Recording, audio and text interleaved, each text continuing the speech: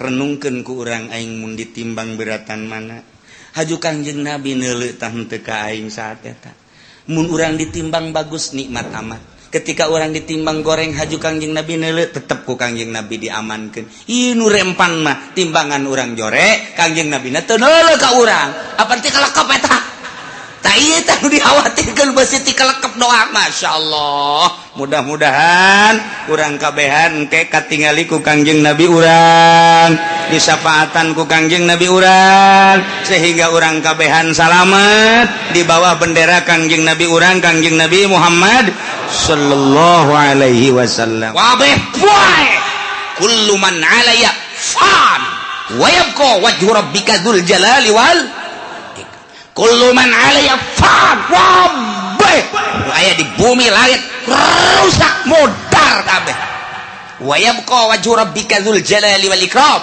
hanya Gusti Allah sorangan nang tangan Gusti Allah limanil mulkul yaum can jadi raja apa ieu ai raja Mesir raja Mekah raja Yaman raja Indonesia udang ngaku sia jadi raja hah teh udang Jokowi udang Prabowo udang cak Prabowo hirup kene mah can nyaho bawa jadi henteu itu bayar turun geus coba Soekarno udah kayak dia udang ke Pak Harto udah Gus Dur saya kan dilengserkan cek Gus Dur ya saya emang gak ada tanggung jawab bukan dilengserkan kalau saya lanjut baru saya tanggung jawab untung saya dilengserkan ya udah cek malaikat Israfil tenang Dur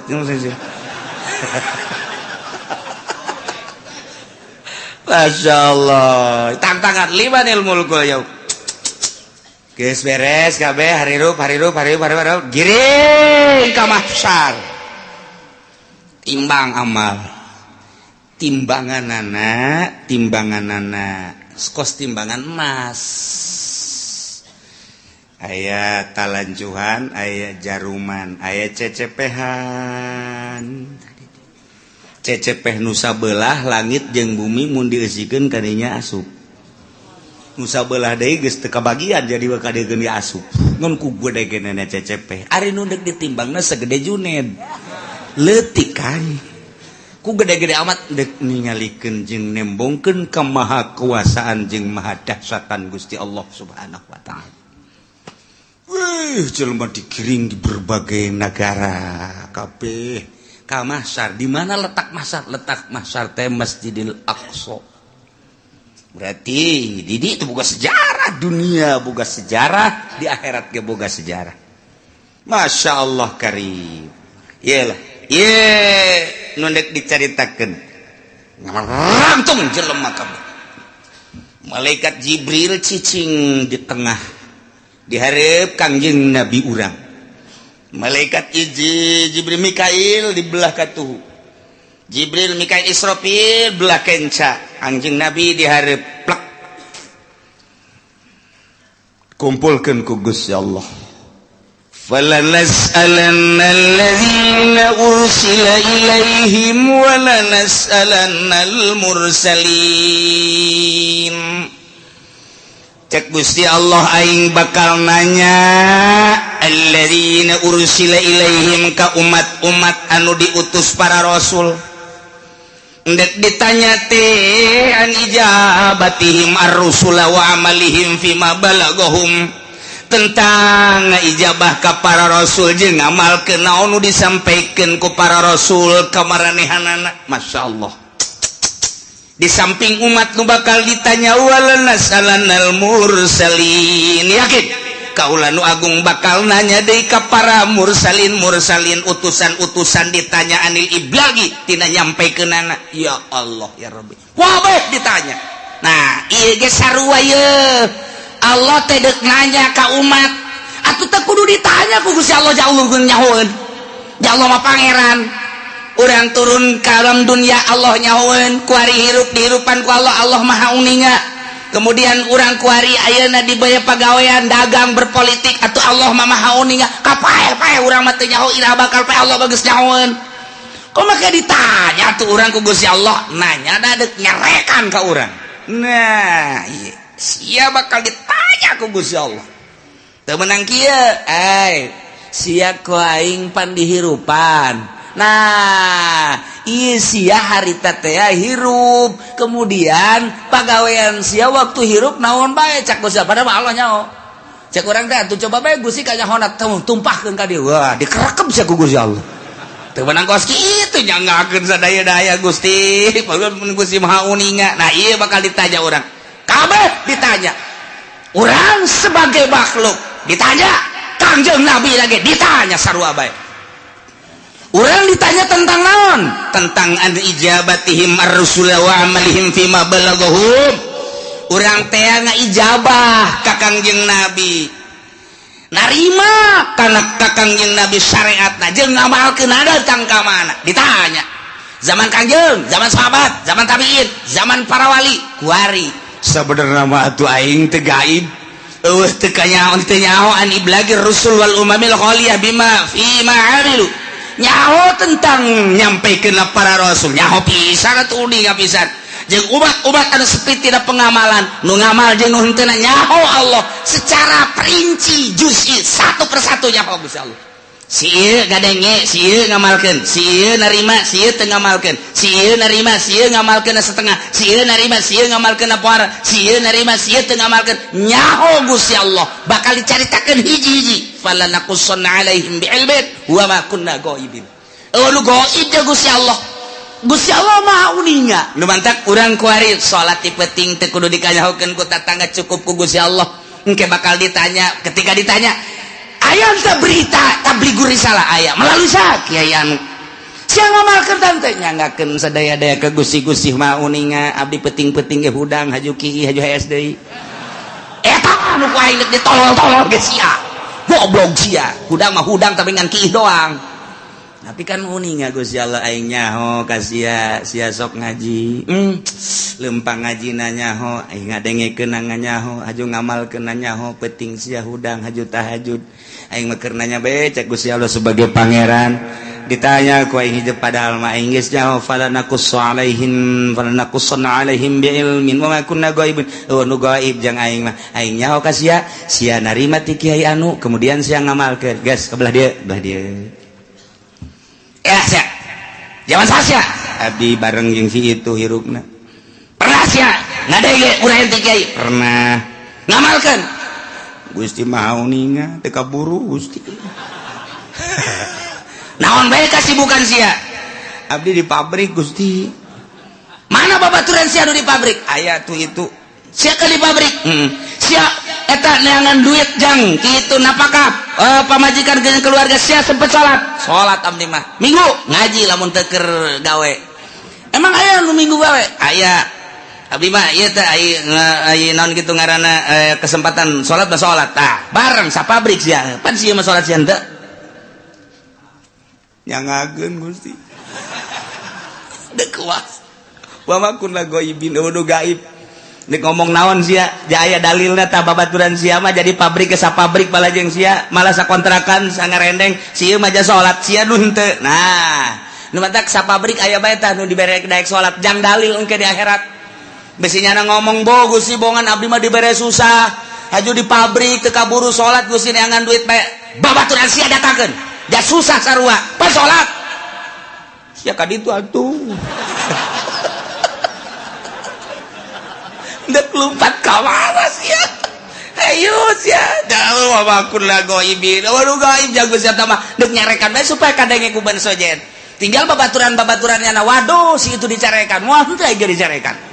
Aduh, hidup lompat ke mana ya ini? Lompat ke mana? Nah, kabeh bakal ditanya. Falanaqussanna alaihim bi'ilmin wa ma kunna ghaibin. Tanya hiji-hiji. Bari Allah nyaho. Oh, lu gaib ka Gusti Allah supaya jelas Allah teh pangeran. Deuk ngajejeleh jelema ditanya ku Gusti Allah. Kunaon sia?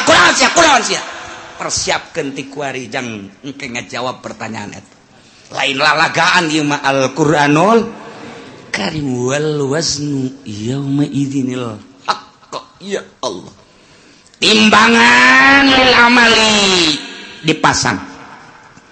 Aliso li sohaikiha atawa jang nimbang amal. Bimizanin lahu lisanun timbanganana aya jaruman. Wakafatani ayat 2 cangkok 2 mangkok 2 cecep kamawur udah pi hadis Kanjeng Nabi geus ngajelaskeun ayat 3 hadis tu ngajelaskeun tentang sifatan mizan tentang pertanyaan jaga maksudnya naon timbanganana jelas nu ditimbangna apa jelemana apa amalna apa bukuna eta lah Kanjeng Nabi nu ngajelaskeun aya nu jelas ngajelaskeun Kanjeng Nabi jelemana langsung diayakeun. Di hadis lain Kanjeng Nabi nyaritakeun jelema na tetep nangtung di itu nu ditimbang adalah sohaib buku-bukuna. Cek sakaol mah lain buku-bukuna amal bae diwujudkeun ku Gusti Allah. Amal bagus herang bagus caang, amal goreng poek jore.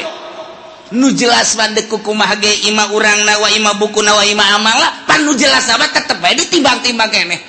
Ieu ayatna wal waznu yauma idzin al haq.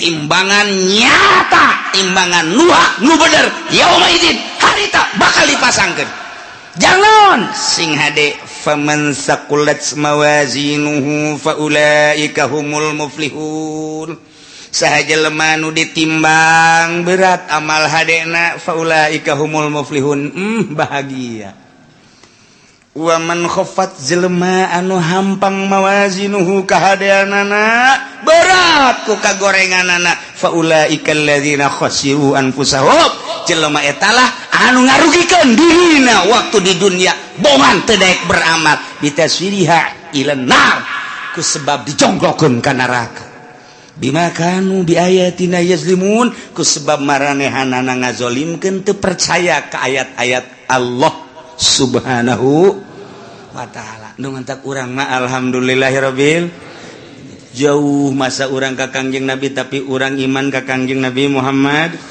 sallallahu alaihi wasallam jauh jeung Kangjeng Nabi tapi urang ngalaksanakeun syariatna dibabaca ku urang sifat wajib di Kangjeng Nabi di para rasul teh opat urang diantarana kabeleteran kuari tah di dieulah bakal ditimbang saurang-saurang malaikat Jibril di dieu Mikail di dieu Israfil di dieu Kangjeng Nabi di dieu cek sakaol Kangjeng Nabi ngajelaskeun timbangan hade nu gede jurusan sorga timbangan nu goreng ieu neraka asal ditimbang let ka dieu ka kenca belah dieu geus tinggal ngagejebur ka neraka asal ditimbang leketai ka belah dieu geus sorga tinggal berangkat ka sorga bae ya Allah ya Rabbi kuari urang teh cek sakaol Kangjeng Nabi ngajelaskeun timbangan teh timbangan qada wal adli ieu timbangan teh timbangan papasten jeung keadilan nu mantap kuari urang timbang diri urang kuari kurang kudu timbang kajujuran jeung keadilan urang geus datang ka mana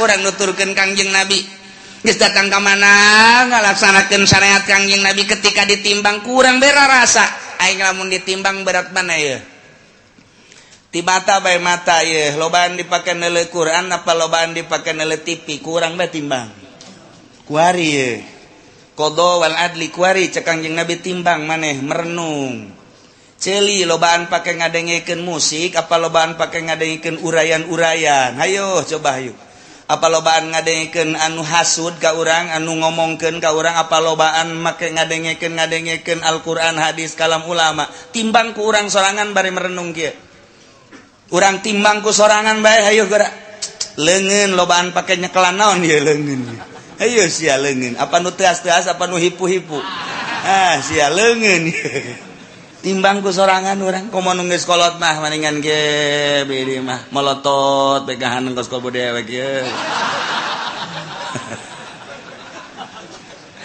tinggal ji hajina heuy mana eta mata kosong amat teu kosong teu naon ngalang layung kitu teh tu dirinya bae heula eta molotot kitu keur ngarenung ngaji tadi cak kiai aing ieu geus asa di akhirat bae ya hajina teu percaya karena kuari bae kalau ngomong gitu atuh sia ini bener ku sia dikitu-kitu dekeran tuh iya keur ngalamun aing di akhirat teh cek kiai ge timbang cenah amal hampura aing haji dia tukul ge hampura tang geus rada deres sakitu mah kula deui beureun hampura sok nyerekan ka Pak Haji teh mah atuh hampura aing geus hampura jasa mun aing kawin deui tah pakarak dek bener ge.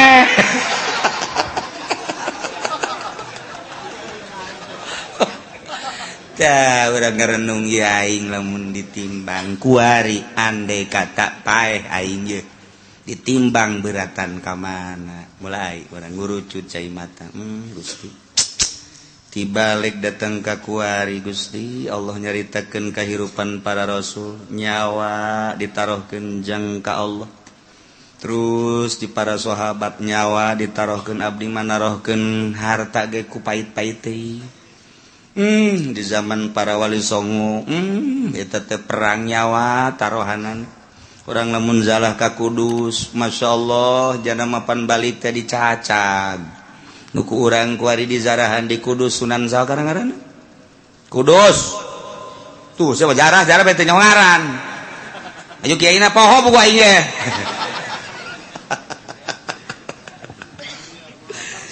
tuh eta pan nama perang Sunan Kudus mah perang balik tepan dibawa teh tinggal nyawa balancak sakawal bapan potong ieu na ge nu ku urang dizarahan eta saja parsa di Kudus teh Kudus masyaallah balik nyawa batur mah nyawa tarohanna pakali ilai kalimatillah renungkeun ku urang aing boro-boro nyawa duit ge ku pait-pait teuing ge aya masjid ge butuh ka keramik kook biasa geus sababaraha kali mah haji jamaah haji mah atuh jajan mah aya atuh ieu keramik ieu keramik nu sajen heula ke kurang karak aing hayo heula nu sajen heulanan bisi teu kabagian beramal nu sajen eta ngomong hebat jasapan ayo urang babarengan heulanan nu sajen bae geus beres gaji ieu mah geus beres keramik alhamdulillah tuh biasa gaji neraka tah mah kuduna ge nu sugi mah lain kitu haji ieu keramikna kumaha ya saha anu ngesiap keramik batalkeun geus Pak Haji duit loba di bank anak geus dingaranan ari Pak Haji na aing mah teu boga duit sial teh Ki Haji tolol emang nu sugi mah kos kitu bloon batur bae dikesek-kesekeun tah hayang urang mah hayang ngadenge tuh geus kitu Mang anu sekian meter geus aya sabaraha eta aya 20-an mah bejakeun ka Mang anu lain teu butuh kitunya dia mah ku Pak Haji bae kabeh sapira 500 meter lah sabaraha kebon 500 meter geus tuh jual ke buat tetangga habak beres oh bener lagi Haji dasar pelit-pelit bae tah ngeunaheun urang ngadengena bejakeun geus dulu sadaya hampura ieu mah ditarima bae nu 1 meter 2 meter ngan ke dialihkeun ka nu sejen sebab ieu keramik ditangkes ku Pak Haji anu oh maksudna abeh teu kesel deui cek jada teh ieu mah duitna aya naon teh alhamdulillah atuh nu kami mah geus kanaonkeun bae kan ngeunaheun teh mun aya di lembur nu kos itu ieu mah henteu Pak ayo heula ke kurang aing kurangna 1 meter eta nu dimaksud ku aing aduh ya udah sugih dur-dur pet nu kos kieu tah ialah wal waznu yauma idzinil haqq faulaika faman saqulat bawazna Kangjeng Nabi na di dieu maksudna naon eta Kangjeng Nabi di dinya cicing ya Allah ya Rabbi Kangjeng Nabi lain samaneh ketika ditimbang umat Kangjeng teh ti heula pan al awwalun al akhirun umat Kangjeng Nabi teh pandeurina diayakeun pangheulana ditimbangna Kangjeng Nabi di dinya sabelah Kangjeng Nabi cicing di cukang neraka jahanam Masya Allah lain lalagaan Kangjeng Nabi memang kumaha begitu ditimbang teh nu kadeu ku Kangjeng Nabi leket teh ka kenca Kangjeng Nabi nyekelan surat ulkoh ngaranna tek gegera dikerjakeun tak naon cak dibero lalabamang berat antah tadina ka ditu kok jadi ka ditu salam surat leutik mah eusina la ilaha illallah muhammadur Rasulullah eusina eta tah leutik jasa surat asal ketei ka ditu naon teh cak dibero lalong nu penting salamet bae sada senang jasa urang boga Kangjeng Nabi modal kitu senang mun aya presiden nu kos kitu mantap jasa tah ya Allah ya bahkan sinar sholawat maka deuleu begitu dek ditimbang tak timbang lakete kade maneh kadeuleu ku kaula cek Kangjeng Nabi ai Tuhan saha ma ahsanaka wajhaka wa ma ahsanaka khalqaka sahaya kasep amat jeung bager amat ana nabiyuka Muhammad.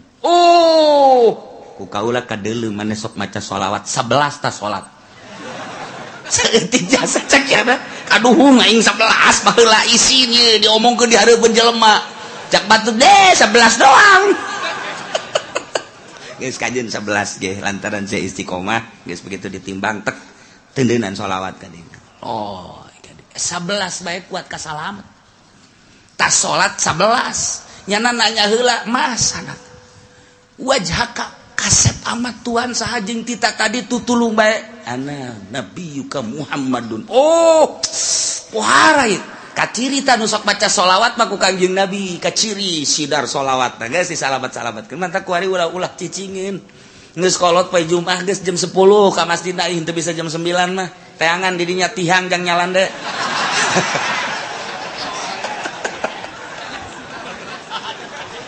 Tungtungna lain baca sholawat tasbih ka mana mata ka mana bahkan aya nu nyokot ge tah babaturan tasbih teh nyaho nyana barang hudang aya tasbih aing ka mana.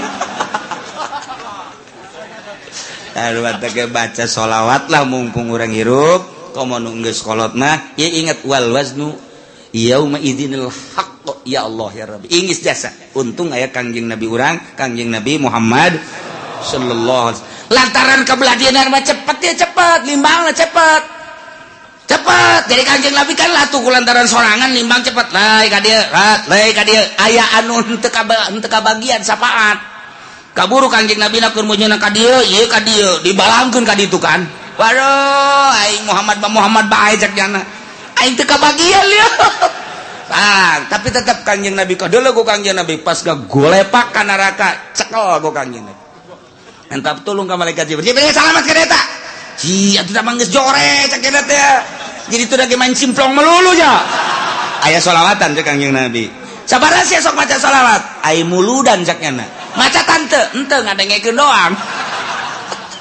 Lumayan sakitu ge cek Kangjeng Nabi nya daek ngadengekeun assalamu alayka zainal anbiya ya assalamu alayka atqal atqiyai nu macana mah santri kan jeung kiai sia gula mah cenah ngatur-ngatur eta berkat cek nya aju ngatur-ngatur diatur teu jang kula heula teh tetep salamet bae pan mah poar eta ngan eta teh ngaguling heula ka neraka tah mah tapi tetep kok ngajar rewel Jibril salametkeun masyaallah Kangjeng Nabi moal aya pang sibuk-sibukna ieu ketika wal wasdu yauma idzinil haq sibuknya sa Kangjeng Nabi geus manu ieu geus manu itu geus manu ieu nu itu geus ulah aya bae umat Kangjeng Nabi nu ngagolepak ka neraka pohara jasa pan mantak teh kuari usul ka Kangjeng Nabi beusi engke kalepasan teu kadeuleu teu karawel lanjut teu kalekep ka bapadan tuh waduh pan geus kalekep apa teu kadeuleu ku Kangjeng Nabi umat aing geus beakeun kan Jibril beak geus aya wae nu teu kalekep bangonna mah aya pan kita tadi aing sakieu sibuk na cek Kangjeng Nabi ka dieu eta lah aya bae coba tang ya tuh bener cabut Jibril cabut sih ti kalekep kunaon kredit cek eta lewat ketik wari urang lobakeun maca sholawat ka Kangjeng Nabi Muhammad sallallahu alaihi wasallam apalkeun ayat ieu mah ieu jang supaya urang merenung wal waznu ari timbangan yauma izin nalika dipertanyakeun umat jeung para nabi yakni yaumal qiyamah al haqu timbangan nu jelas nu hak nu nyata bakal dipasangkeun urang bakal ditimbang ima urangna langsung wa ima amalna wa ima bukuna nu bakal ditimbang nu jelas deuk mamana ge pasti ditimbang tuluy be kebutuhan jang nyampekeun syariat Allah nurunkeun rasul Kangjeng Nabi Adam Kangjeng Nabi Idris Kangjeng Nabi Nuh Kangjeng Nabi Hud Daud Ibrahim tuluy Kangjeng Nabi Sulaiman tuluy Kangjeng Nabi Yusuf Kangjeng Nabi Musa Kangjeng Nabi Isa alaihissalam terakhir Kangjeng Nabi Muhammad sallallahu alaihi wasallam. Wah 114 rasul turun-turun ke wajib dikajahokeun ku urang 25 rasul. Wajib jahot teh mah nu 25 masih ngade. Sing hade teh mah wajib nyaho tah beusi nu encan nyaho ku ari geus kuisan kajembut-jembut. Can nyaho rasul eta kudu dikanyahokeun ku ari meuli loba lah kitab-kitab buku-bukuna di jalan ge di bus kota ge aya. Meuli apal ke kiai cenah teu daek apal. Otak ulama diberena ku Allah sakieu mah beureun teu daek apa. Hiji Nabi Adam, dua Nabi Idris, tilu Nabi Musa, opat Nabi Isa, genep Nabi Sulaiman. Jadi teu daek ngaruntuh ieu mah. Teu daek ngaruntuh. Kebalik deui hiji Nabi Adam, dua Nabi Isa, tilu Nabi Nuh, opat Nabi Idris, lima Nabi terus, tujuh Nabi Muhammad, dalapan gua.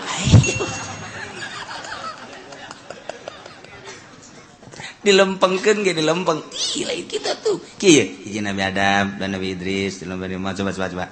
Geus dibenerkeun heunya. Kayak ditalar banyak kitu deui bae. Hiji Nabi Adam, dua Nabi Hud, lima Nabi Idris, genep Nabi 7 Nabi Muhammad, 8 Nabi Isa. Aing mah teu daekeun. Sakieu bae meureun aing mah otak ku Allah. Tak kumaha tah? Nyaho mah nyaho ngan teu daek ngaruntun. Cukup geus sakitu ge. Ngaruntun itu bisa nya mah. 55 tuh 55 ya 5 hiji jadi 25 gitu ke 5 deui coba geus kitu-kitu ge teu daek bae pokona mah aing mah nyaho bae nu 25 ngan ngaruntun mah henteu sakira-kira ditanya soleh tah mah ki soleh picung nabi mah siapa oh nyaho aing soleh nabi berarti Lut nabi Hud nabi Sulaiman mana ya ih nyaritakeun nabi Sulaiman mana lain kula boga tatangga tukang lauk ngaranna Sulaiman tapi teu kudu dikajahokeun gos kitu mah oh nya Sulaiman terus Nabi Daud nabi asalnya hoba eta kos kitu tah Nabi Isa nabi Musa nabi Firaun wah musuh tah mah berarti nyaho nya tah asal nyaho bae cukup bisa gitu cukup tah deureus tah geus asal nyaho bae Zulkifli nyahonya Nabi tak lain sih Zulkifli ayo model apa teh ngaran Zulkifli sebab Nabi tak lain itu pokok sih eta iya bae baca nyaho cek eta tanyakan ka ditu ka santri ya kan mah ayo Zulkifli si Nabi tak lain aing teu kapalkeun kitu ngaji kagarak datang ka jurumiyah aing mah wah santi bego ieu mah budak teu apa sarua bae atuh dinazomkeun kapan hum adamun idrisun nuhun hudun ma atuh dinazomkeun aya urang ngaji mah jadi geus nyaho tah asal rangkayanana dinazomkeun nyaho bae nya jadi santri mah ngeunaheun sebab aya dina kitabna mun geus kabeuli kitabna mun encan atuh henteu pagon deui atau kabeuli ngan can diaje atuh hese atau geus diaje ngan poho atuh sarua bae nu jelas mah Allah nurunkeun rasul supaya umat ulah sasar Kangjeng Nabi Musa saat Firaun jadi raja sadunya turunkeun Kangjeng Nabi Musa supaya pangeran teh anu ngadamel langit bumi nu ngahirupan nu mangamotan hariskian Allah dakwah Kangjeng Nabi Musa bere kitab Taurat teu percaya Yahudi teh lah sabab bara gerintil lu percaya ka Kangjeng Nabi Musa alaihis nyaritakeun Kangjeng Nabi Musa sabada kula bakal aya Kangjeng Nabi Isa alaihissalam percaya ka Kangjeng Nabi Isa ciri-ciri Kangjeng Nabi Isa dijelaskan dina kitab Taurat jol Kangjeng Nabi Isa hampir dibunuh Kangjeng Nabi Isa ku umat Masya Allah kari Injil kitabna di Injil dijelaskan engke bakal aya ngaran nabi terakhir ismuhu Muhammad ngaranna Kangjeng Nabi mah ciri-cirina ti mimiti pangambungna cepilna socana bibirna senaon kitu waosna kulitna kabeh gedeg pangadeg ka rambutna dan lain sebab bahasa-bahasana geus aya dina kitab Injil masyaallah yati mim ba'di ismu Ahmad dijelaskeun dina kitab Injil wajib iman ka dia jol Kangjeng Nabi Abu Jahal teh tukang maca Injil, Abu Sufyan teh tukang maca Injil, Abu Lahab teh tokoh Mekah tukang maca Injil. Aya dina kitab Injilna nyana nyahoeun bahwa Muhammad teh asli teh aya dina Injilna, kulantaran takabur nyana teh iman ka Kangjeng Nabi. Dia kuari lamun urang ngadengikeun Barnabas tu asli. Berita di Amerika kan sa gereja asup Islam kabeh. Aya seorang pastor maca Barnabas asli. Begitu dibaca kunyana asli apa Muhammad manabi Rasul, imanlah pastor nyana dakwah ke umatna di gereja eta asup Islam sa gereja, tangkap ke Amerika, datang ke kuari can di keluarga. Amun maca nu asli urang kuari ka Yogyakarta, jalan-jalan ke Universitas UGM, didinya aya di perpustakaan Injil asli dikunci rapih tuh menang dibaca. Ketika orang hayang maca sababaraha orang Kristen hayang maca, oh birokrasi na kudu ka dieu ayalah nu pernah dimenangkeun kitu ge dibeat. Hati-hati, lembaran ini tidak boleh dibaca, ditutup kunyana, dikancing trak lewat, dibaca kunyana Barnabas asli. Kulantaran panasaran nu dikancing teh dibuka kunyana, ternyata urayan titah iman ka Kangjeng Nabi. Matak teu meunang ku ari dibaca sembarangan. Di Maroko mahasiswa hayang sababaraha kali usul ka dosenna, ketika dibere Barnabas asli teu meunang, ieu mah ditutup tah nu ieu mah lembaran asli lantaran eta mah Injil asli. Ketika nyana panasaran dibuka, ternyata nita iman ka Muhammad, imannya na, dakwahnya na, hampir dibunuh. Mun maca Injil nu asli ayalah perintah iman ka Kangjeng Nabi. Tapi tetap aja situ penyalahgunaan. Ai Injil nu kuari berkeliaran matama Injil tahrif, robah. Perjanjian lama, perjanjian baru dirobah kunyana, tina perjanjian lama ke perjanjian baru dirobah nu lain kitu. Sabener nama tetap isi nama nuhankeun ka Allah, mangerankeun ka Allah, nganabikeun ka Kangjeng Nabi Isa. Lain pangeran Kangjeng Nabi Isa. Kita iman ka Kangjeng Nabi urang, Kangjeng Nabi Muhammad sallallahu alaihi wasallam. Gas Kangjeng Nabi Isa. Di akhir aya Kangjeng Nabi terakhir, Kangjeng Nabi urang. Kitabna Al-Qur'anul Karim. Kangjeng Nabi tos teu aya, dilanjut ku para sahabat. Sahabat tos teu aya, dilanjut ku para tabiin. Nu mantap hadis Kangjeng Nabi teh supaya rapi. Aya seorang manusia Imam Bukhari ngaranna. Nyana ngalalakon ti Afghanistan langsung ke Turki, ke Mekah, ke Madinah, ke Turki, ke Yaman, ngasal ngadenge aya sahabat anu boga hadis kunyana disampeurkeun.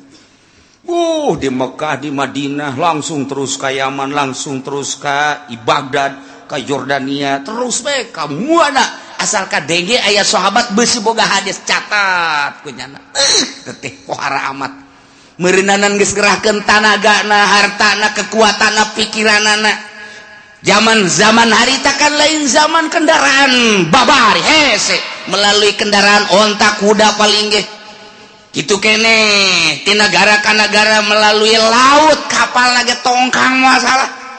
Tapi keuletan Imam Bukhari terangkumlah sekian ribu hadis, surtil kunyana. Rawi hadis kieu di samping nyana nyaritakeun hadis, neangan hadis jelema nu nyaritakeun hadisna kunyana ditanya. Saha ngaran waktu ieu kumaha narima hadisna teh? Keur kumaha jeung kumaha? Loba nu akur hadis eta, katarima ku ieu, katarima ku saat mana nyaritakeunana Imam Bukhari luar biasa. Jang naon eta maksudna?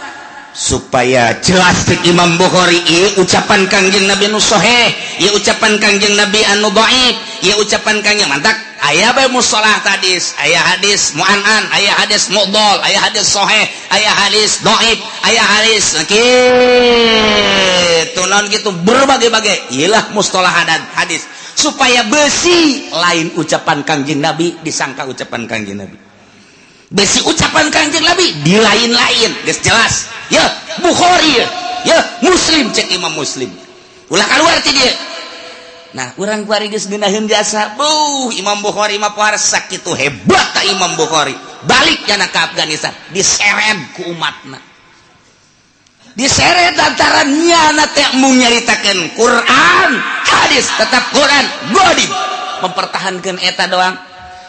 di samping mempertahankan eta mempertahankan sababara hukum nu dirobah ku raja saat eta nyada teu nuturkeun pemerintah diseret dina kuda Imam Bukhari coba masya Allah batu ieu non sirahna teh ngadu jeung batu dak dikduk dak dikduk dak dikduk dak dikduk beres diseret maksudna nabi dibunuh terus leuleus Imam Bukhari tapi tetap Imam Bukhari di bulan ieu masih ngajar keneh bae ngajar hadis teu lila maot iyalah Imam Bukhari dimakaungkeun di Afghanistan nu mantak datang ka kuari urang Afgan kekuatan jihadna luar biasa geus nya mah kajian kumaha boga naon boga Imam Bukhari iyalah panutan kami paeh diseret jihad fisabilillah kami hayang bareng jeung Imam Bukhari dunia ieu nanaonan nu penting di akhirat ngahiji jeung bendera Imam Bukhari di negara kami aya Imam Bukhari kami deuk nuturkeun eta wara rebat jasa di Baghdad kitu keneh di Mekah kitu keneh nu asli-asli mah naluturkeun eta ketika sahabat dibere sugih teh kapan Abdurrahman bin Auf ceurik nya nu kuburanna di Yordan ceurik teh kunaon ieu harta nu sakieu lobana aya bahasa Kangjeng Nabi sadirham ti Abu Bakar leuwih amis tibatan 100 dinar uang emas tibatan Abdurrahman Abdurrahman bin Auf Serik Abdurrahman bin Auf tidinya lah nyana terus hartana dipake sabilillah dipuji deui ku Kangjeng Nabi sugih ge ai pake sabilillah mah bakal akur jeung jelema-jelema anu teu boga sebab nu bakal sabiqunal awwalu ti heula ka sorga jelema fuqara miskin nah aju ente boga perasaan aing ti heula jan bogo ente mah tuh kakir ente mah nyaho teuing jangan rasulapan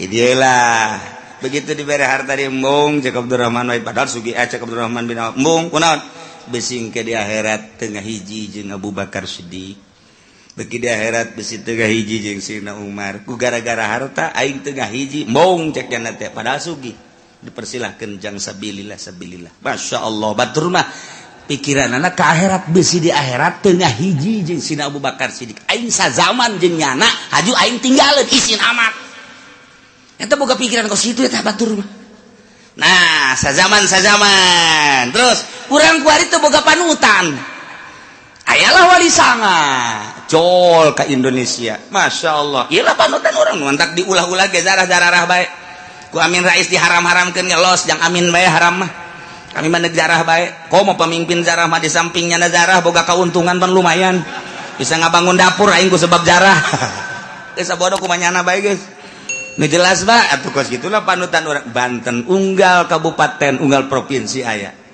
Banten boga Maulana Hasanuddin Cirebon boga Syekh Syarif Hidayatullah Jawa Tengah loba geus di Jawa Tengah mah Jawa Timur boga Sunan Ampel nu pertama Sunan wah luar biasa aya eta lah urang di zarah salah zarah kuarim Pak kemana zarah kemana ke zarah Banten naon tuh maksudna abeh usaha maju dah salah ya ieu kudu dipoteskeun di jelema nu kos kunaon hubungan usaha jeung zarah ulah kos gitu jarah baik dengan di akhirat abeh ngahiji jeung Maulana Hasanuddin kaduana mah usaha kadi jadi siapa atuh nu di dituna nu salah deui nu sok ngajarah-ngajarahkeunana bloon ayo coba bisi jarah saha nu boga maksud ka dieu daftar sabaraha daftarna ya 500.000 lah sakiana teh wah eta tanu salahna kos ulah gitu bejakeun ieu pejuang dakwah Islam di Indonesia jang di Banten ieu tanpa pamrihnya nama bila perlu caritakeun masa hirup manehna tak kudu nama kos kitu ulah boga maksudna naon nu penting engke di akhirat sabendera jeung nyana kan ngeunaheun geus eueuh zaman para aulia Allah kabelah dieuna zaman para ulama kuari zaman para kiai-kiai Golkar PDI kadinya terus PKB terus zaman Kiai nu kos kararitu. Nah, urang mah teu kabagian masa Kangjeng, teu kabagian masa sahabat, teu kabagian masa tabiin, kabagianana urang masa SBY. Wah, diganti wallahu alam Jokowi atawa Prabowo, engke sagedeung deui. Jelas zaman eta bae urang mah. Bisa bodoh zaman mana-mana ge ieu mah kuari neuk dijelaskeun urusan masalah pertanyaan jaga di akhirat. Waduh falanas'alanna alladziina ursila ilaihim walanas'alannal mursalin wallahu a'lamu bimuradi engke urang tekan kiamat sanggeusna kiamat tiupan pertama Kangjeng malaikat Israfil alaihi salam niup jelema teh kakaler ka kidul kawetan ka kulon lulumpatan anu keur nyusu anakna dibalangkeun budak leutik keneh kakarak leumpang geus suisan kobo aki-aki mah modar di dinya geus aki-aki mah teu kudu kiamat ku ari ge titah leumpang di nu panas engke oleng gejebur sorangan mantak lamun perangnya na mah engke ku Amerika ge moal ditembak moal nya perang tutut hook senjata nembak nu kieu cek antepkeun lupat di kia doang moal ditembakeun hok lur wae geus sia budak beladik goplak no kan bener kan paeh sia nama geus bira aki-aki atuh teu kudu diangsongan senjata aki-aki mah angsongan sieni urang Lampung ayo sia kena naik paeh di luhur bateung nah ieu ke kiamat beres parae ganti bumi rata gunung Masya Allah mentak kurang lamun jaritakeun ente nyangka gunung teh bakal na angger horenganan tamur meresahab gunung nuku urang kacirik teger watarol jibala ente neule gunung pajar ente mah gagah tegak luar biasa horenganan gunung teh lempang tamur maros percis okos mega bae lempang gunung gengke ba lempang yuk ku balikat isapet ha lelempangan ka kakale aju wataral jibala qamidah disangka gunung teh teger kuat horenganan tamur marosahab leeh nana gunung sakitu tegerna leeh kok masih Juned ajur ganti rata laut gunung kobe wah geus diterjemahkeun ku Raden Oma Irama kiamat terjadinya jadi presiden. Masya Allah, gunung-gunung yang tinggi menjulang hari itu akan dimusnahkan. Wah, pohara jasa. Masya Allah, lautan yang dalam sarua bae eta kos kitu jana beunang di Quran moal salah eta. Ya Allah, ya Rabbi. Beres kabeh. Ku hari hujan, teng tiup roh ku malaikat Israfil. Saat merelentis kostoge cal roh ararasuk ngeguruh jelema nu tadina sepi eueuh sasah wabeh poe kullu man alaya fan wa yabqa wajhu rabbika dzul jalali wal kullu man alaya fan wabeh aya di bumi langit rusak modar kabeh wa yabqa wajhu rabbika dzul jalali wal ikram hanya Gusti Allah sorangan nang tangan Gusti Allah limanil mulkul yaum can jadi raja apa ieu raja Mesir raja Mekah raja Yaman raja Indonesia udang ngaku sia jadi raja teh udang Jokowi udang Prabowo udang cak Prabowo hirup kene mah can nyaho bawa jadi henteu itu baya tuh geus. Coba Soekarno udah kayak dia udang ke Pak Harto udah Gus Dur saya kan dilengserkan cek Gus Dur ya saya emang gak ada tanggung jawab bukan dilengserkan kalau saya lanjut baru saya tanggung jawab untung saya dilengserkan ya udah cek malaikat Israfil tenang Dur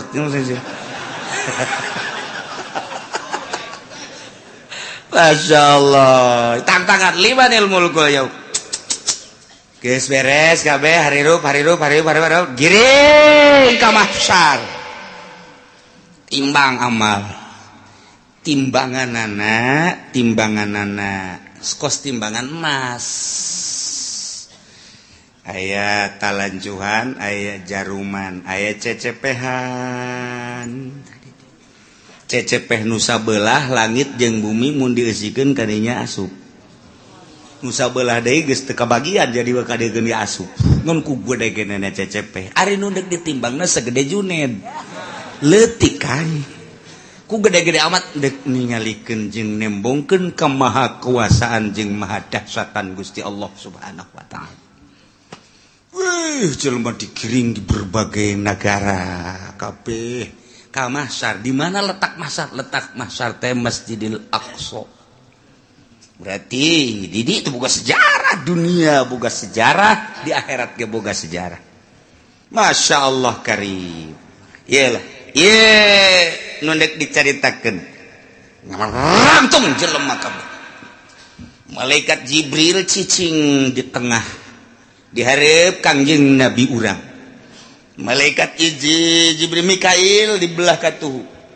Jibril Mikail Israfil belah kenca. Anjing Nabi dihareup plak. Kumpulkeun ku Gusti Allah. Falanas'alanna allazina ursila ilaihim wa lanas'alanna al-mursalin. Cek Gusti Allah aing bakal nanya alladzina ursila ilaihim ka umat-umat anu diutus para rasul.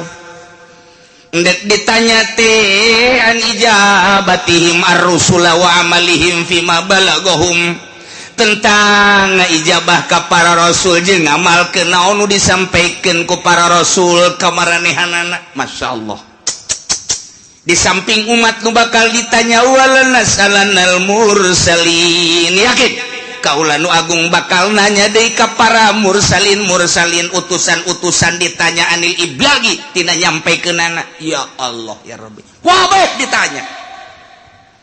Bari pertanyaan teh sabenerna mawalana kusana alaihim biilmin. Yakin kaula bakal nyaritakeun ka umat, ka para rasul, kula bakal nyaritakeun biilmin dengan kanyaho, jelas nyaho. Wa makunna goibin jeung kaula teu gaib. Teu nyahona kabeh nyaho, ngan tetep ditanya bae. Pan jelema ditanya teh aya nu nanya teh nyaho, nu mantak nanya ge pan teu nyaho mang. Kaula ieu deuk ka Bandung hayu.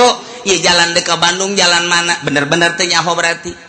Kaula mudik, ieu milu mudik deuk ka Jawa Tengah, Pak, deuk ka Jogja, jalan ka mana? Lontaran loba jasa, ieu itu Jogja.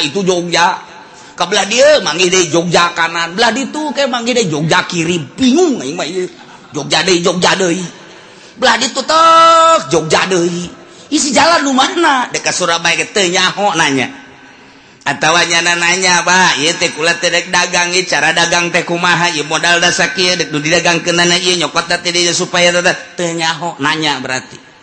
Pak, kula teh hayang kawin. Hayu, hayang deuk nanya bae ieu mah kira-kira kumaha ieu kula lamun kawin. Atuh babari, modalna boga henteu.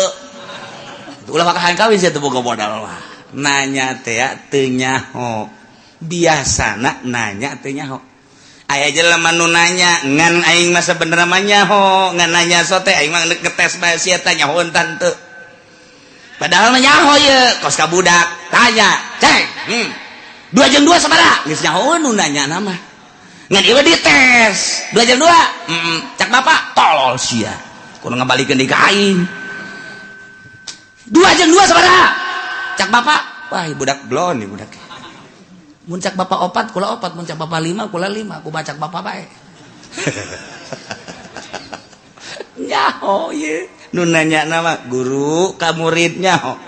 Nu mentek nanya teh dites berarti. Nah, aya deui nanya teh ngajejeleh. Boga anak minta duit dibere tah 1 juta. Yo, modeal saminggu minta deui teh jang anu bere deui. Minta deui dibere deui. Geus ka 5 kali ka dia sia, cicing sia dinya dieu. Hai, aing geus sabaraha kali mere duit ka sia bego. Teu meunang tah anak atuh hitung bae ku bapak, ditikem sia ku bapak. Goblok. Atuh nyahoeun bapak ge ieu geus mere duit sabaraha kali ngak sudah deuk dipake naon tah duit. Ieu sia didinya. Pertama, sia ku aing minta dibere. Kadua dibere, aju minta deui dibere. Tah aing nanya kasih geus sabaraha kali aing abah ge bare duit ka sia teu meunang teu hitung bah teu meunang jalain kos kitu teh mah maksudna nyarekan aing lan sakali mere duit ka sia tapi ku sia teu digunakeun eta duit tuh tolol-tolol teh si otak pasang atuh menta deui si mah gawena menta malulu nyarekanan teh mah nanya tapi nyarekan Wadi bah, yang mah boga duit, ajo minta duit separit ya mentana. Mio separit dah mio. Oh sia dibanding mio, tapi pakai kusianya, nu bener tah, belikan kusia. Lamun kredit jeung cash lain deui bah hargana. Lamun kredit sabaraha? Barakara kredit? Ngomong sia lain sari. Bahkan hese dek beli cash deh di akhir zaman mah kredit bermodel. Yahudi teh geus kos kadar itu bae. Nah, belikeun. Menang meureunanan setengah bulan bah.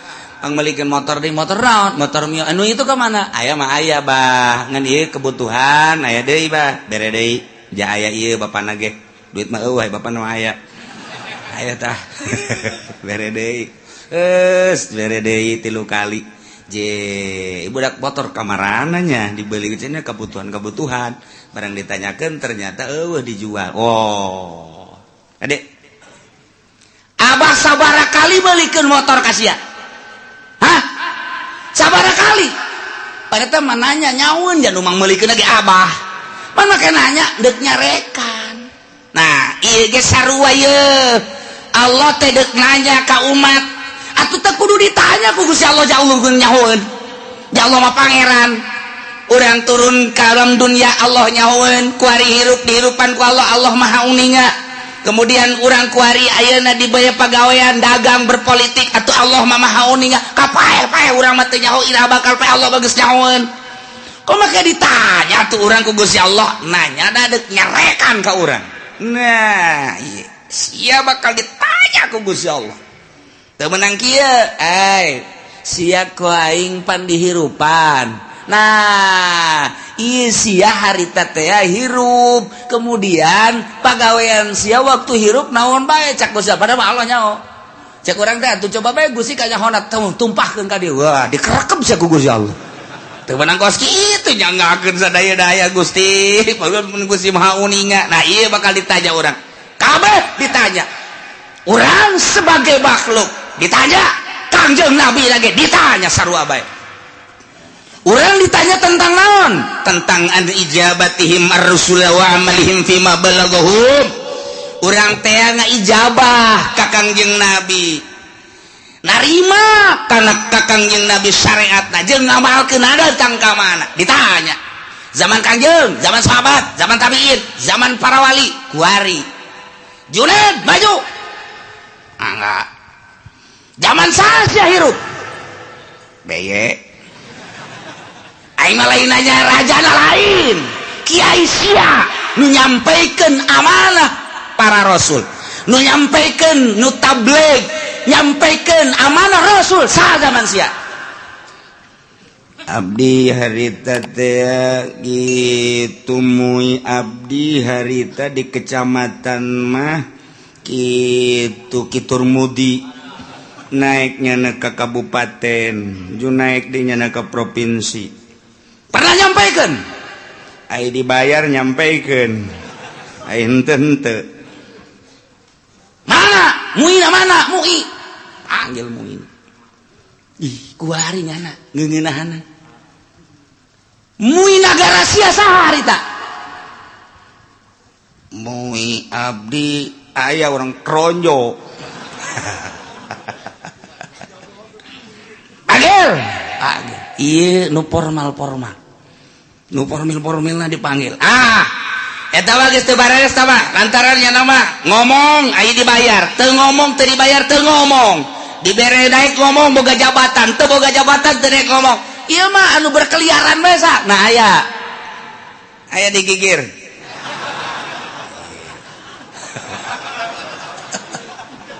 disebutan di Jakarta kiai anu di kampung kiai anu pernah nyampaikan pernah cara nyampaikan aku mah muludan bere duit eta lah lamun dari bere duit ngaco ulah nu eta nu asli nu nyampaikan nu asli saha ayo gerak budi bejakeun diangsongkeun ka hareup deh kumaha coba eta urang lamun geus dikitukeun kumaha eta dihareupeun Gusti Allah.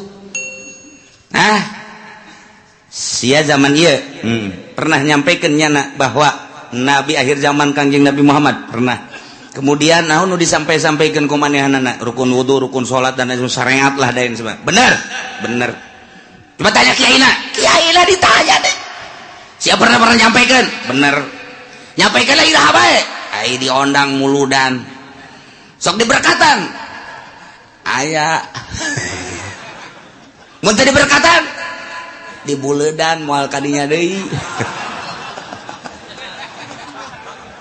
Wah, itu beres ya.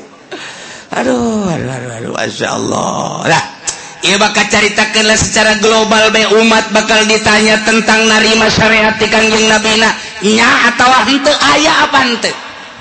Ditanya, hai umat, pernah henteu Muhammad nyampaikeun amanah ka anjeun tablighur risalah. Wah, jelema burr kabeh ngomong aya nu pernah, aya nu henteu. Ai Islam kabeh nyaritakeun pernah, kafir mah henteu, kan bela dirinya. Cak Nasrani teu pernah, kami mah teu pernah sampai berita-berita kebenaran Muhammad, teu pernah sampai Muhammad nyaritakeun tentang syariat, teu pernah. Nasrani Yahudi kabeh wah, bangsa encek kabeh ngararomong engke mah kuari nyana barure teu beuteungna. Engke mah nyana di ditu pias. Tak pernah nyampaikan mata kaula teu iman ge ka Gusti, teu iman ge ka Muhammad. Oh, berita nyampaikan. Maka uranglah jadi saksi itu. Wah, pacencongan urang jeung urang. Tidinya lah al yauma nakhtimu ala afwahihim wa tukallimuna aydihim wa tashhadu arjuluhum bima kanu yaksibun. Rame atuh, Bang. Wah, encek kampung Melayu ngomong. Hanya geus teu make hayah kampung Melayu mah. Cek RRC bener. Nu kampung Melayu mah geus pohon, bapak jasa encek lagi geus teu bisaeun. Eta mah nya encek nya susah. Ya Allah, nya di neraka saneng-neng rugina ka bina-bina. Hehe, pohara jasa. Ari tatanggana mah nu Islam sanajan nya ka neraka pan bakal dikaluarkeun. Tatangga si encek. Milu nya digawe jeung encek. Tapi kan nya lantaran aya imanan tetep dikaluarkeun untung kan. No iya walalas alannal ladzina ursila ilaihim, ditanya umat tentang nerima atau henteuna ka para rasul jeung sanggeus nerima ngamalkeunana macem-macem ke rame. Walanas alannal mursalin, para rasul ge ditanya, Adam ditanya, Idris ditanya, Kangjeng Nabi Nuh ditanya, Kangjeng Nabi Sulaiman, Kangjeng Nabi Isa, Kangjeng Nabi Musa, Kangjeng Nabi urang ge ditanya, nyampaikan apa henteu? Masya Allah. Padahal mah Allah teh nyahun falanakussan alaihim bi'ilmin wa ma kunna ghaibin. Teu gaib nyaho ngan deuk hayang nyaho coba datang ka mana bari deuk ditaubeh di memeleh di jejele. Aya jelema anu ja abdi mah ieu hirup teh di zaman SBY kiaina harita kiai pulan abdi mah teu pernah ngadengi nyana nyampaikeun ore cok jelema teh falanakussan alaihim ilmin cak Gusti Allah nyaho aing ge sia teu ngaku datang tablighur risalah melalui kiai anu siana cak Gusti Allah nu teu ngajading teu ngadenge pan aya muludan pan aya rajaban kiai ngabuka pangajian tong-tong ge datang ka songek siana nu teu daek falanakussan alaihim Allah jaritakeun ngeunaheun bagi kiai nu katitipan ilmu sampaikeun besingke di akhirat ditanya walanas alannal mursalin ditanya para mursalin ditanya para wali para kiai ketika orang dikahareupeun kiai anu sia di zaman anu nyampaikeun henteu henteu kunaon sia dititapan emang henteu nyampaikeun nu ngondang kunaon sia nu mata kayang diondang ieu cak ditangkal amun naon tah teu nyawa nya nambongan di ditu tah ngadeukeun tukang sate ieu tah. Tuh kan ditanya kabeh umat ditanya para rasul ditanya Gusti Allah umat ditanya para wali, ditanya umat, ditanya kiai, ditanya kabeh mana ting rame. Nah wa ma kunna ghaibin sabenerna mah atuh aing teu gaib teu kanyaon teu nyahoan iblagir rusul wal umamil khaliyah bima fi ma amilu nyaho tentang nyampaikeun para rasul nyaho pisan atuh uning pisan jeung umat-umat anu sepi tina pengamalan nu ngamal jeung nu henteu nyaho Allah secara perinci juz'i satu persatu nyaho Gusti Allah. Si ieu gadenge, si ieu ngamalkeun, si ieu narima, si ieu teu ngamalkeun, si ieu narima, si ieu ngamalkeun setengah, si ieu narima, si ieu ngamalkeun poara, si ieu narima, si ieu teu ngamalkeun. Nyaho Gusti Allah bakal dicaritakeun hiji-hiji. Falanaqussanna alaihim bi'ilmin wa ma kunna ghaibin. Nu gaib ya Gusti Allah. Gusti Allah mah uninga. Nu mantak urang kuari salat ti penting teu kudu dikanyahokeun ku tatangga cukup ku Gusti Allah. Engke bakal ditanya, ketika ditanya aya teh berita tabligur risalah aya melalui kiai anu sia ngamalkeun teh nyanggakeun sadaya-daya ke Gusti-gusti mah uninga abdi peuting-peuting ge hudang haju kiai haju HSD eta anu ku aing ditolol-tolol ge sia goblok sia hudang mah hudang tapi ngan kiai doang tapi kan uninga Gusti Allah aing nyaho ka sia sok ngaji lempang ngajina nyaho aing ngadengekeun nganyaho haju ngamalkeun nyaho peuting sia hudang haju tahajud aing meukeun nanya bae cek Gusti Allah sebagai pangeran ditanya ku aing hijab padahal mah aing geus nyaho falanaqussanna alaihim bi'ilmin wa ma kunna ghaibin nu gaib jeung aing mah aing nyaho ka sia narima ti kiai anu kemudian sia ngamalkeun geus kebelah dieu sia zaman sasia abdi bareng jeung si itu hirupna pernah sia ngadege urang ti kiai pernah ngamalkeun Gusti mah uninga teu kaburu Gusti naon bae kasibukan sia abdi di pabrik Gusti mana babaturan sia anu di pabrik aya tuh itu sia ke di pabrik sia eta neangan duit jang kitu napakah pamajikan jeung keluarga sia sempet salat abdi mah minggu ngaji lamun teu keur gawe emang aya nu minggu gawe aya abdi mah ieu teh ai naon kitu ngaranna kesempatan salat mah salat tah bareng sa pabrik sia pan sia mah salat sia henteu nyangageun Gusti deuk kuas wa ma kunna ghaibin nu gaib nek ngomong naon sia aya dalilna tah babaturan sia mah jadi pabrik ke sa pabrik bala jeung sia malah sakontrakan sangarendeng sia mah ja salat sia nu henteu nah nu matak sa pabrik aya bae tah nu dibere daek salat jang dalil engke di akhirat besinya ngomong bogus sih bongan abdi mah dibere susah haju di pabrik teu kaburu salat Gusti neangan duit bae babaturan sia datakeun da susah sarua pas salat sia ka ditu atuh dek lompat ka mana sia ayo sia dalu mabakun la ghaibin waduh gaib jago sia mah dek nyarekan bae supaya kadenge ku ban sojen tinggal babaturan-babaturannya na waduh si itu dicarekan moal teu aya dicarekan. Halo, ini lompat ke mana ya ini? Lompat ke mana? Nah, kabeh bakal ditanya. Falanaqussanna alaihim bi'ilmin wa ma kunna ghaibin. Tanya hiji-hiji. Bari Allah nyaho. Lu gaib ka Gusti Allah supaya jelas Allah teh pangeran. Dek ngajejeleh jelema ditanya ku Gusti Allah. Kunaon sia? Persiapkeun ti kuari jang engke ngajawab pertanyaan eta. Lain lalagaan ieu mah Al-Qur'anul Karim wal waznu yauma idzinil haqq ya Allah timbangan lil amali dipasang aliso li sohaikiha atawajang nimbang amal bimizanin lahu lisanun timbanganana aya jaruman wa kafatali aya dua cangkok dua mangkok dua cecepeh kama waroda fi hadis Kanjeng Nabi geus ngajelaskeun ayat 3 hadis tu ngajelaskeun tentang sifatan mizan. Tentang pertanyaan-pertanyaan jaga. Maksudna naon? Timbanganna jelas, nu ditimbangna apa jelemana, apa amalna, apa bukuna. Eta lah Kanjeng Nabi nu ngajelaskeun. Aya nu jelas ngajelaskeun Kanjeng Nabi jelemana langsung diayakeun. Di hadis lain Kanjeng Nabi nyaritakeun jelemana mah tetep nangtung di itu nu ditimbang adalah sohaib buku-bukuna. Cek sakaol mah lain buku-bukuna amal bae diwujudkeun ku Gusti Allah. Amal bagus herang, bagus caang, amal goreng, poek joreng.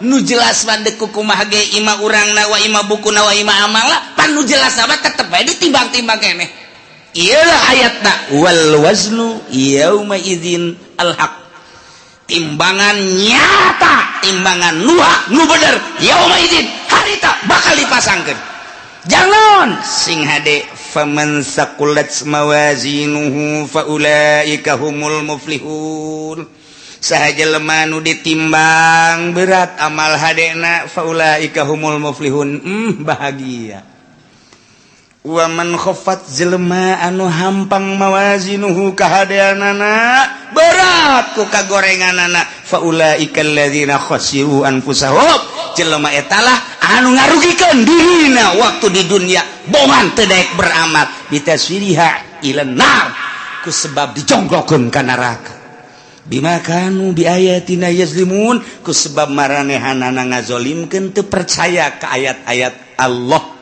subhanahu wa ta'ala nu ngantak urang mah alhamdulillahirabbil jauh masa urang ka Kangjeng Nabi tapi urang iman ka Kangjeng Nabi Muhammad sallallahu alaihi wasallam jauh jeung Kangjeng Nabi tapi urang ngalaksanakeun syariatna dibabaca ku urang sifat wajib di Kangjeng Nabi di para rasul teh opat urang diantarana kabeleteran kuari tah di dieulah bakal ditimbang saurang-saurang malaikat Jibril di dieu Mikail di dieu Israfil di dieu Kangjeng Nabi di dieu cek sakaol Kangjeng Nabi ngajelaskeun timbangan hade nu gede jurusan sorga timbangan nu goreng ieu neraka asal ditimbang let ka dieu ka kenca belah dieu geus tinggal ngagejebur ka neraka asal ditimbang leketai ka belah dieu geus sorga tinggal berangkat ka sorga bae ya Allah ya Rabbi kuari urang teh cek sakaol Kangjeng Nabi ngajelaskeun timbangan teh timbangan qada wal adli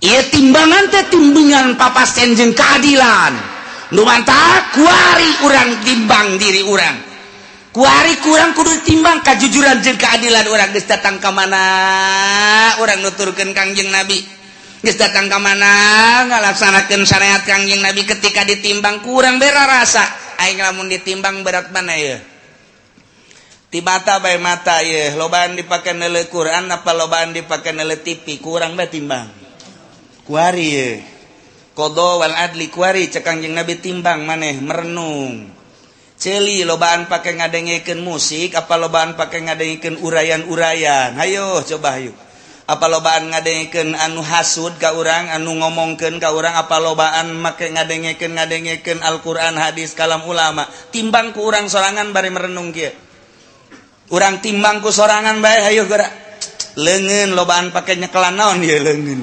hayo sia leungeun apa nu teas-teas apa nu hipu-hipu sia leungeun timbang ku sorangan urang komo nu geus kolot mah maningan ge beureum mah molotot pegahan engkos kol budaya we kieu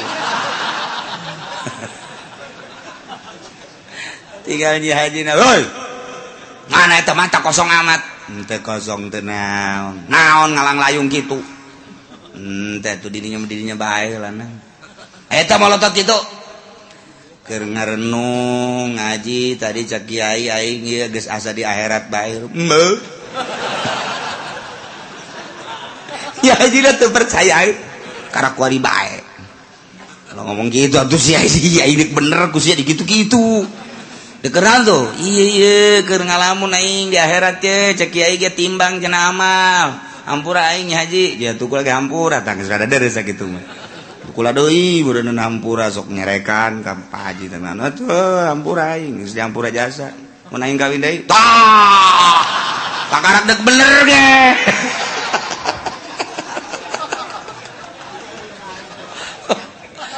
tah urang ngarenung ya aing lamun ditimbang kuari andai kata paeh aing ye ditimbang beratan ka mana mulai urang ngurucut cai mata Gusti tibalik datang ka kuari Gusti Allah nyaritakeun kahirupan para rasul nyawa ditarohkeun jang ka Allah terus di para sahabat nyawa ditarohkeun abdi manarohkeun harta ge ku pait-pait teh di zaman para wali songo eta teh perang nyawa tarohanan orang lamun zalah ka Kudus Masya Allah jana mapan balik teh dicacag nuku urang kuari di zarahan di Kudus Sunan saha ngaranna Kudus tuh siapa jarah bete nyongaran aju kiaina poho buku aing ge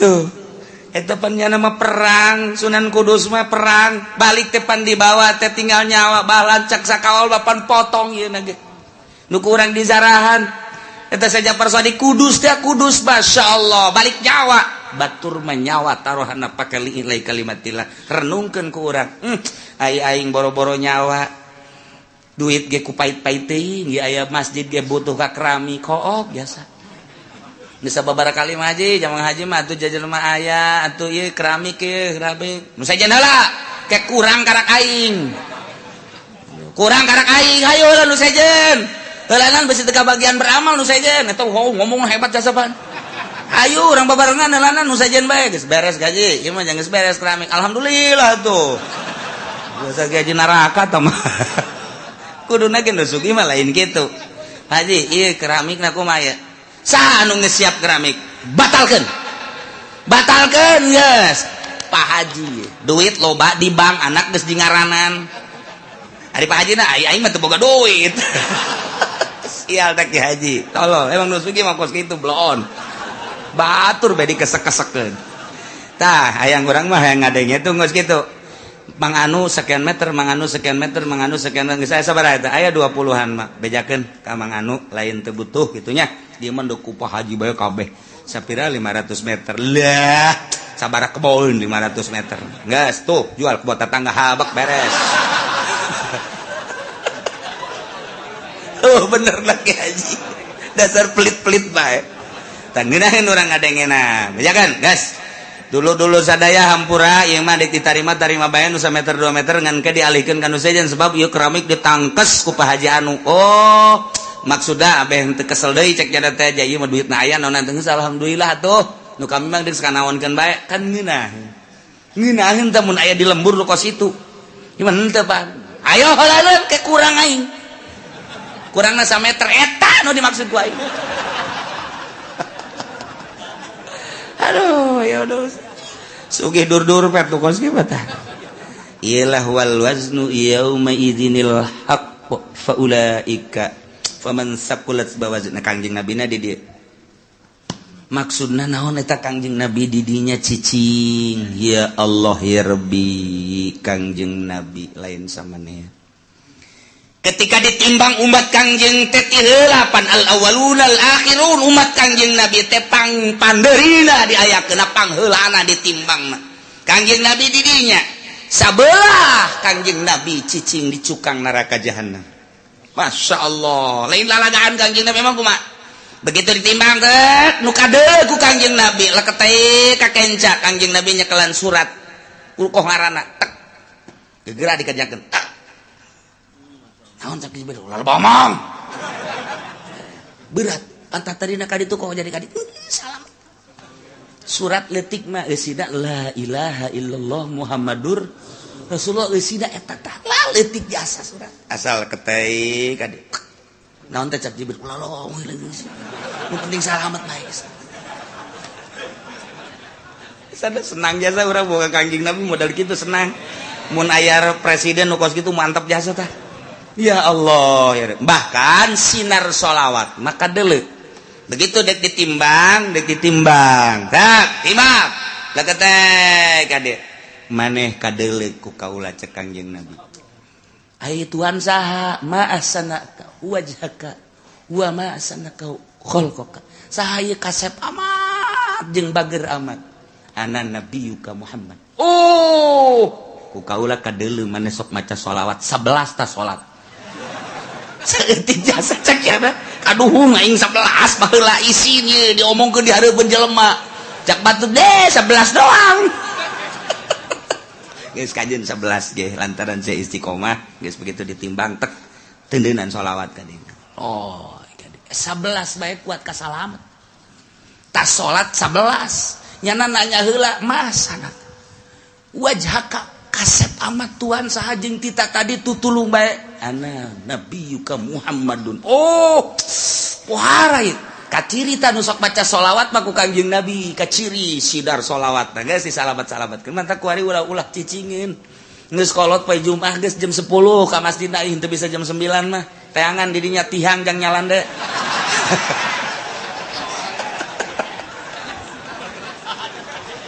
tungtungna lain baca sholawat tasbih ka mana mata ka mana bahkan aya nu nyokot ge tambah baturan tasbih teh nyaho nyana barang hudang aya tasbih aing ka mana lalu atuh baca sholawat lah mumpung urang hirup komo nu geus kolot mah ya ingat wal waznu yauma idzinil haqq ya Allah ya Rabbi ingis jasa untung aya Kangjeng Nabi urang Kangjeng Nabi Muhammad sallallahu alaihi wasallam lantaran kebelah mah cepet ya cepet limbangna cepet jadi Kangjeng Nabi kan latuh kulantaran sorangan limbang cepet lai ka dieu aya anu henteu kabagian sapaat kaburu Kangjeng Nabi na keur mujuna ka dieu ieu ka dieu dibalangkeun ka ditu kan waduh aing Muhammad bae cek jana aing teu kabagian lieu tapi tetap Kangjeng Nabi kadeuleu ku Kangjeng Nabi pas gagolepak ka neraka cekel ku Kangjeng Nabi mantap tulung ka malaikat Jibril salamat ka eta hi atuh mah geus jore cek eta teh jadi teu dage main simplong melulu nya aya sholawatan cek Kangjeng Nabi sabaraha sia sok maca sholawat ai muludan cek nya maca tante henteu ngadengekeun doang lumayan sakitu ge cek Kangjeng Nabi nya daek ngadengekeun assalamu alayka zainal anbiya ya assalamu alayka atqal atqiyai nu macana mah santri Kanjeng Kiai sia gula mah cenah ngatur-ngatur eta berkat cek nya aju ngatur-ngatur diatur teu jang kula heula teh tetep salamet bae pan mah poar eta ngan eta teh ngaguling heula ka neraka tah mah tapi tetep ku ngajar rewel Jibril salametkeun masyaallah Kangjeng Nabi moal aya pang sibuk-sibukna ieu ketika wal wasdu yauma idzinil haq sibuknya sa Kangjeng Nabi geus manu ieu geus manu itu geus manu ieu nu itu geus ulah aya bae umat Kangjeng Nabi nu ngagolepak ka neraka pohara jasa pan mantak teh kuari usul ka Kangjeng Nabi beusi engke kalepasan teu kadeuleu teu karawel lanjut teu kalekep ka bapak tuh padoh pan geus kalekep apa teu kadeuleu ku Kangjeng Nabi umat aing geus beakeun kan Jibril beak geus aya wae nu teu kalekep bangonna mah aya pan kita tadi aing sakieu sibukna cek Kangjeng Nabi ka dieu eta lah aya bae coba tang ya tuh bener cabut Jibril cabut sih ti kalekep kunaon kredit cek kira teh lu batak ketik wari urang lobakeun maca sholawat ka Kangjeng Nabi Muhammad sallallahu alaihi wasallam apalkeun ayat ieu mah ieu jang supaya urang merenung wal waznu ari timbangan yauma izin nalika dipertanyakeun umat jeung para nabi yakni yaumal qiyamah al haqu timbangan nu jelas nu hak nu nyata bakal dipasangkeun urang bakal ditimbang ima urangna langsung wa ima amalna wa ima bukuna nu bakal ditimbang nu jelas deuk mamana ge pasti ditimbang renungkeun ku urang aing mun ditimbang beratan mana haju Kangjeng Nabi neuleuh tah henteu ka aing saat eta mun urang ditimbang bagus nikmat amat ketika urang ditimbang goreng haju Kangjeng Nabi neuleuh tetep ku Kangjeng Nabi diamankeun ieu nu rempan mah timbangan urang jore Kangjeng Nabi na teu neuleuh ka urang apa teh kalekep eta tah ieu teh nu dikhawatirkeun beusi ti kalekep doang masyaallah mudah-mudahan urang kabehan engke katingali ku Kangjeng Nabi urang disafaatan ku Kangjeng Nabi urang sehingga urang kabehan salamet di bawah bendera Kangjeng Nabi urang Kangjeng Nabi Muhammad sallallahu alaihi wasallam walaqad makanna wallahu a'lam ngajina hiji dua urang besi aya nu endeu ka lapangan baris aya keneh waktu persilakeun besi de ka lapangan los make teu kudu make naon gitu ngaranna setelan anu akur teu kudu kuari bae mentes ngaji ka lapangan ke samping gabehan baris teu akur kanan kiri hese mah tuh kudu dilatih sedangkeun nu ngaji di dieu ban tilok latihan geus ku ari maka lapangan bae ka ditu meuli baso.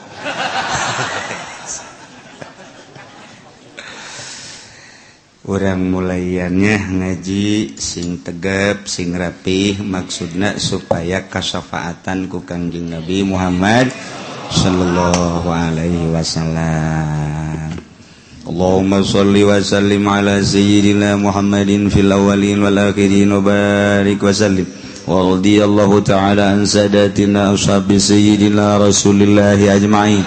Allahumma hdina siratal mustaqim Allahumma hdina siratal mustaqim